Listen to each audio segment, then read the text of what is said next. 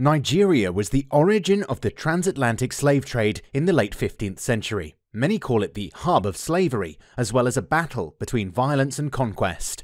The Europeans at that time saw the Nigerian slaves as an economic marvel. But if we look at the split side, the Nigerian slaves were exposed to a series of violent crimes, inhumane acts, and much worse. Initially, Europeans abducted Nigerians via assaults on coastal settlements, but as demand increased, they depended on slaves given by local kings, businessmen, and the military elite in exchange for materialistic items. The fact that human lives were traded for objects is, well, mind-boggling. By 1490, more than 3,000 African slaves were trafficked annually to Portugal and Spain. With the European development and colonization of the West Indies and America, what had been a modest market for ivory, gold, and slaves became a major worldwide commerce.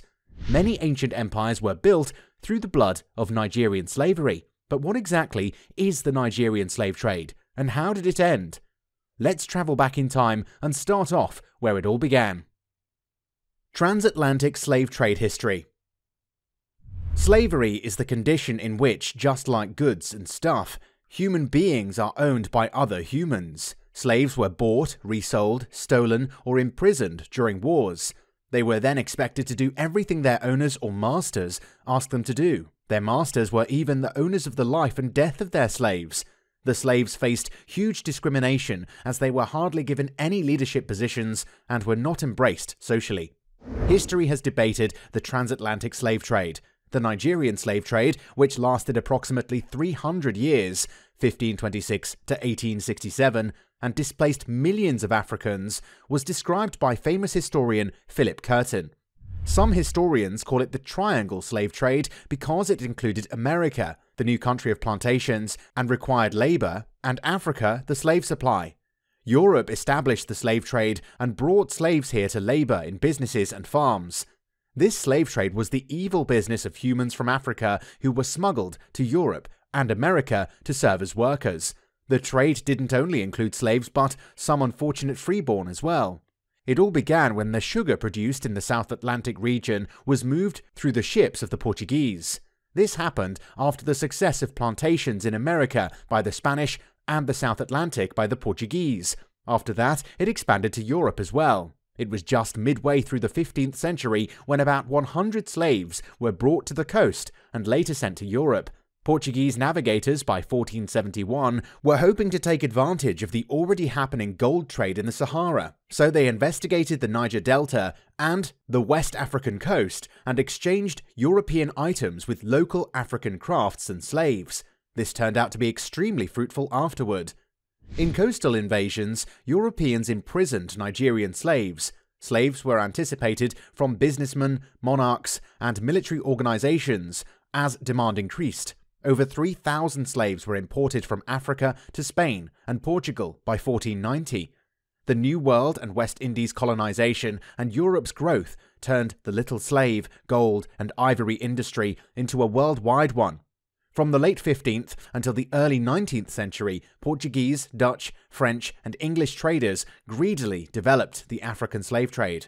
During this period, the Europeans acquired great sums of riches, and certain Africans, particularly around the southwestern coast of Nigeria, also benefited from that.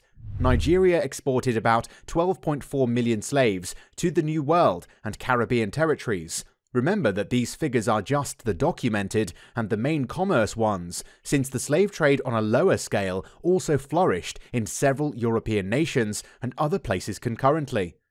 Asiento became famous when Nigeria shipped 12.4 million slaves to the New World and Caribbean territories. It was a Spanish government authorization to exchange slaves. Some persons brought 50 slaves to North America using this contract. Despite the 1520s smuggling, populations continued rising. As European merchants and Spanish colonists entered the trade, the contract became transferable, and the number of slaves exceeded state records. The governor of Bresa, Lorenzo de Gorevod, 1518, received the asiento and sold 4,000 slaves to the Spanish colonists. Lorenzo managed the monopoly of the Spanish until 1580, and after that, the Spanish colonists ceded the privilege of asiento to the Portuguese, who would first import a mass of slaves to the New World.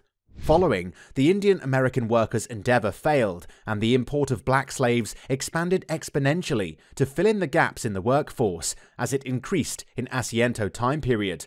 Later, the British and French used bullion to buy black slaves from the asiento via treaties and contracts. Black slaves mined Puerto Rico and Hispaniola, expanding their numbers in America. In 1527, African slaves grew so vast in number in the American population that they could organize and subsequently mount a revolution in Puerto Rico. The slaves even migrated to regions where they were not much required. The colonists brought some slaves from the Spain Islands to Spain's mainlands, and forcing them to dwell in Chile, Panama, Peru, and Mexico. In the 1520s, each Spanish state had 70 to 100 black slaves. Smuggled slaves were not included among the 50,000 legally imported slaves in the 16th century. Besides this, Europeans did not just force black people aboard ships and sell them. It wasn't simple.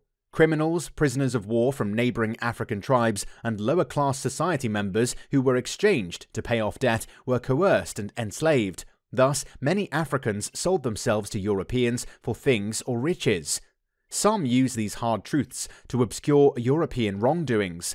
Africans selling other Africans was harsh, but this cannot be accepted to overlook what Europe did. Remember that being impoverished, a war prisoner, or a member of the lower class is not the same as being trapped in intergenerational slavery, where your children and their children will be born in captivity. Some African enslaved individuals wrote about their treatment, which helps us understand what occurred to them. In 1789, African kid Olaudah Equina penned his narrative of being caught, carried to the shore, and embarked upon the ship. He says, "I was immediately handled and thrown up to test if I was sound by part of the crew, and I was now certain that I had entered into a realm of wicked spirits, and that they were going to murder me." As the name Transatlantic Slave Trade says, the slaves had to take a voyage. The journey through the ocean was terrifying and a nightmare. These slaves were packed below the deck in such barbaric conditions that 1 among 7 of them died during the voyage. The Atlantic voyage took 5 to 8 weeks. During this training, several slaves committed themselves by slashing their throats, hanging, or starving. To fit more slaves in each shipment, each slave had very little room. These individuals were tied so tightly that they couldn't move, and were forced to defecate where they ate, drank, and slept. Thus, dysentery, ophthalmia, and smallpox would spread readily, killing many slaves. The merciless trip killed 2 million African slaves, who were tossed overboard. Equiano says, "I was soon put down under the decks, and there I received such a salutation in my nostrils as I had never experienced in my life, so that, with the loathsomeness of the stench and crying together, I became so sick and low that I was not able to eat." African slaves were brutalized worldwide, although many embraced it. These captives were tormented horribly on the lengthy trek. Sexual exploitation was frequent. Ship sailors often sexually assaulted enslaved women. African slaves had no idea what would happen next, since they never returned to Africa to warn others. Instead, they saw vast ships, limitless seas, and people of different skin colors and languages. The abolishment of the slave trade. African people did not peacefully accept the conditions that they were pushed in. They resisted the cruelty and barbaric treatment that was practiced upon them in a variety of ways. Some of these efforts were individual, while others were collective. All these efforts were attempts to regain some influence and control over the unimaginable circumstances. Sometimes the acts were as plain as initiating revolts, while other times they were as simple as jumping overboard or just refusing to eat. Understand that these enslaved individuals were like actual money and gems for their captors. Thus, taking one's own life shows responsibility and independence to choose one's own fate. They also weakened the economic incentives that exacerbated this scenario. The issue of slavery was the subject of intense debate among delegates at the 1787 Constitutional Convention. In the end, they came to the conclusion that in 1808 the United States should stop importing slaves. In 1800, a law passed by Congress made it illegal for Americans to trade slaves with other countries and gave the United States the authority to seize slave ships that were caught transporting slaves and take their cargo. After that, in 1808, the Act prohibiting the importation of slaves became law. The 1808 Act punished overseas slave merchants, but enslavement and domestic slave sales continued. It drove the trade underground and transported illegally trafficked ships into the US, where their people were enslaved. Legal transatlantic slave trade peaked in the late 18th century. By the mid-19th century, all American and European national carriers had banned trafficking. Denmark stopped the slave trade in 1803, followed by the US and Britain in 1807. Despite the slave trade being labelled as illegal in the eyes of the law, people still continued. In 1821, Ohio carried Betsy and Harriet, two enslaved women, from New Orleans to Philadelphia. The Ohio Manifest lists ship passengers and cargo. The ship captain's sworn denial of transatlantic slave trade involvement is given. Despite the 1807 Act prohibiting slave importation, interstate slave sales continued. Portuguese slave hunters abducted several Sierra Leoneans in 1839 and took them to Havana, Cuba, a slave trade center. Two Spanish plantation owners bought 53 Africans and hauled them aboard the Cuban ship Amistad for a Caribbean plantation. Africans murdered the captain and chef and took control of the Amistad, sailing north. Washington captured the Amistad near Long Island, New York. The Africans were acquitted of murder, but Washington's commander alleged that the Amistad and cargo should be taken for violating the slave trading ban to earn remuneration or rescue privileges for seizing the boat. Abolitionists represented or judged Africans with attorneys. When the case reached the Supreme Court in 1841, former President John Quincy Adams supported the accused Africans' freedom. The court supported the Africans. The slave trade's contribution to history.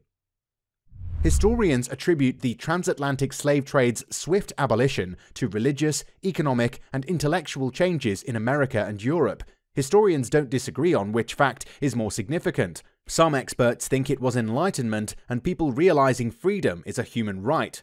Slave trade is a concept that has been around for many years, and following its abolishment, we can really see the numerous contributions Nigerian slaves have made in history. Despite the abolishment of slavery as a practice, Nigerians were still put to the test, and their lives were made quite difficult. Those who were trying to help the slaves would try to understand their slavery system by comparing it to the oppression on black Americans, but it was far more different. Differences were based on cultural beliefs at this point. However, Nigerian slaves countered that in the name of equality, freedom, and rights. The African slaves were separated from their families, kids, and mothers, and forced to forget their language. They couldn't talk, only talked in Portuguese.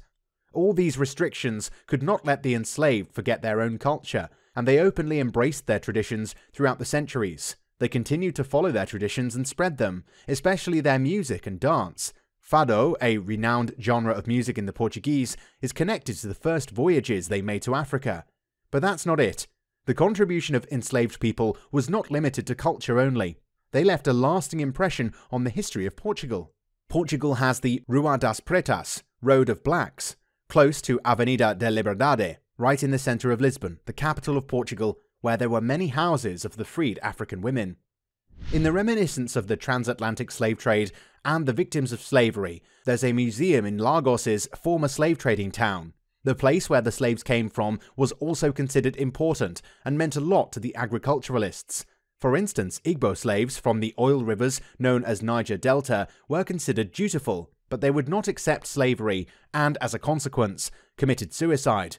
Mandingos of Sierra Leone were not suitable for field work as they were gentle but could read and write. People enslaved from the Gold Coast were courageous, disciplined, and hard-working. The transatlantic slave trade was a centuries-long cruel, loathsome, and horrific business that shaped and will shape the lives of people in years and maybe in centuries to come. Slave trade has become illegal, but it still exists in society and is practiced by different nations in one way or the other. Slavery is indeed a disgrace to humanity, and everyone has the same equal rights to freedom. In a white man's world, obtaining the rights of equality and freedom was not something that would happen overnight. It was an entire movement altogether. However, the Nigerian slaves were the ones that instigated the idea of rights, equality, and freedom, which fueled the Nigerian descendants of today to organize and raise awareness for the end discrimination movements. If you are a history fanatic, you'll love to see this video about the sexuality in Pompeii, so click here.